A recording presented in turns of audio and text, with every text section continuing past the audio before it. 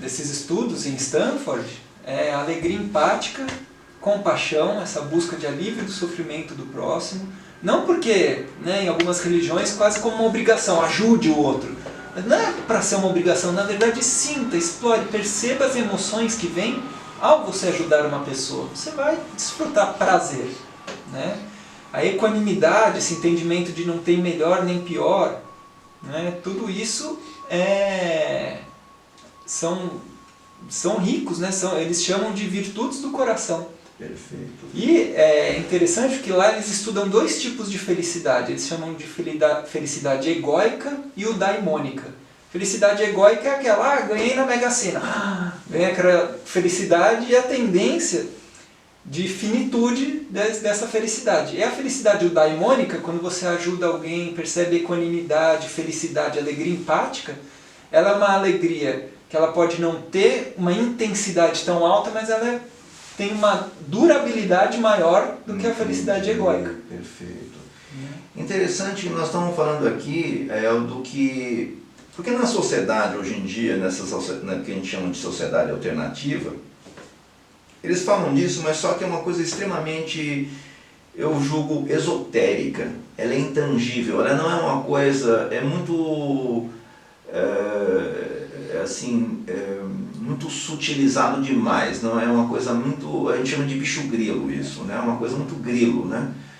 Mas nós estamos falando de ciência aqui, né? Nós estamos falando de uma coisa que é científica e que, de toda forma, existem um outro nível de pessoas que estão já avançadas nesse processo na humanização, né? Ou seja, de voltar a ser humano. Né? Porque o que está acontecendo? Está acontecendo o processo de selvageria. Né? As pessoas estão voltando para um estado primitivo, né? Num estado onde o que interessa é você comer, acasalar e ter um teto na cabeça. Né? Isso também acontece em níveis de sofisticação diferentes. Né? O cara pode estar morando numa cobertura, está com mulheres lindas, não sei o quê, mas ele continua no processo primitivo. Né? Ou seja, ele não ativou isso que nós estamos falando aqui, que na verdade seria uma coisa relacionada com o amor incondicional. Né? O que nós estamos tentando falar aqui. Ou seja, você não fica escolhendo quem você vai ajudar.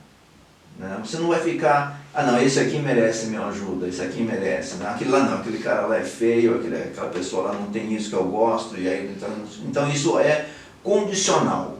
Né? Então a gente está falando aqui de ser incondicional, né? Não escolher, né? Simplesmente você fazer porque você foi colocado ali para fazer aquilo. Né? Aí você começa a...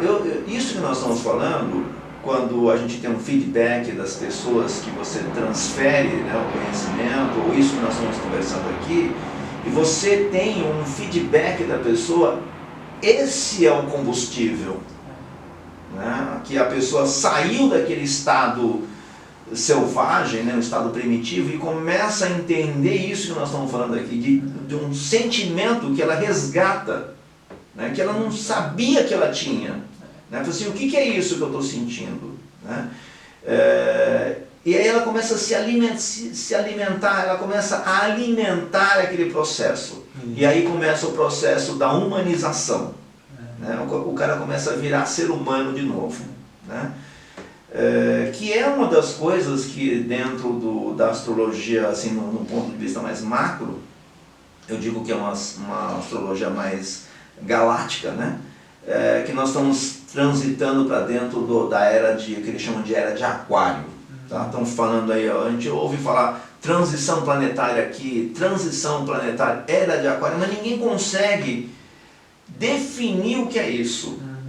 Né? Então, o que eu estou tentando explicar para as pessoas, o que está acontecendo é o resgate do ser humano. Né? É o que está faltando.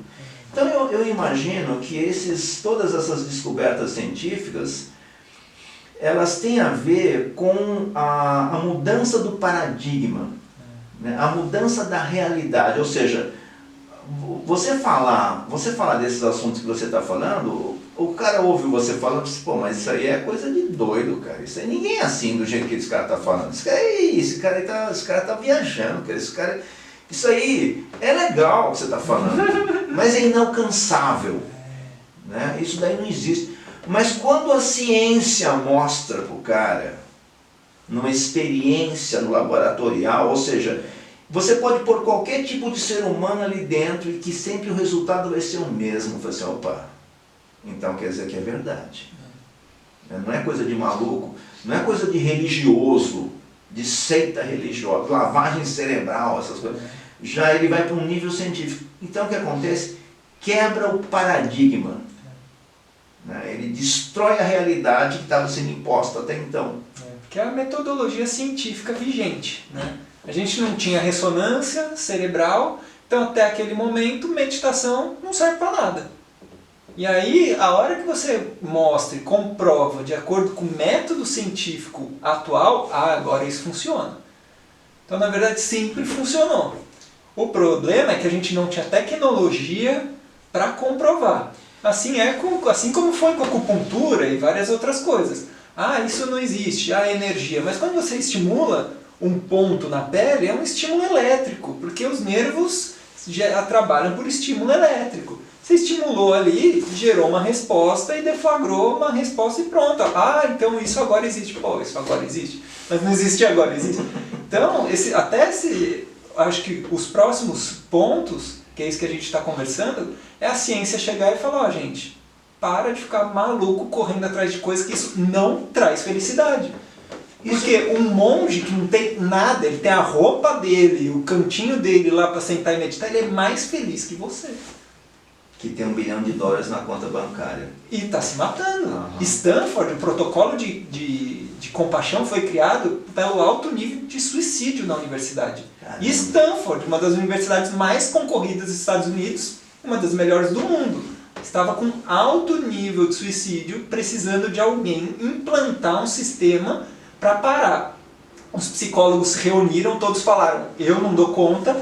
Thupten Jinpa, que é um ex-monge tibetano, da linhagem do Dalai Lama, chegou lá e falou, eu consigo.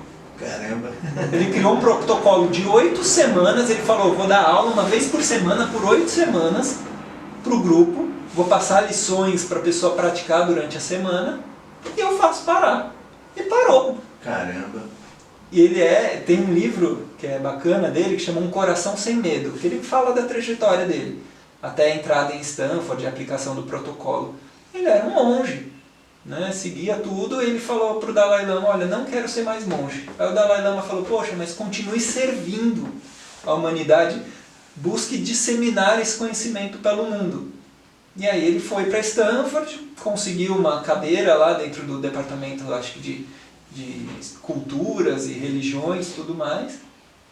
E hoje ele tem um valor acadêmico altíssimo, até dentro da psicologia, que nem era tanto a cadeira dele. Comprovação científica. Científico, com trabalhos. Sim, nós estamos falando de uma questão da mente criar uma realidade, porque a partir do momento em que ele acredita que aquilo existe, aquilo começa a existir. Porque enquanto ele achar que aquilo não existe, aquilo não vai poder existir. E esse acreditar que existe, gera um impacto metabólico já instantâneo. Perfeito. Isso é facilmente comprovado em você imaginar um limão sendo cortado. Você imagina, todo mundo saliva. Sim. Bom, salivou sem limão, você está louco? Não, você simplesmente percebe, você tem uma resposta metabólica instantânea ao que passa na sua mente. Lógico, algumas coisas vai demorar um processo maior, mas outros são intensos e já instantâneos. Então, você cultivar a compaixão, cultivar esses estados, né, mais sutis, de maior percepção da mente, de maior riqueza de virtudes, pode ser difícil num dia, porque você está no padrão antigo, mas você treina um dia, treina no outro. Nós somos, né, nosso cérebro ele funciona por condicionamento, assim como o nosso corpo. Um dia levantar 2 quilos é pesado, você treina 1, 2, 10 dias, depois de 3 anos você levanta um carro. Emocionalmente é a mesma coisa.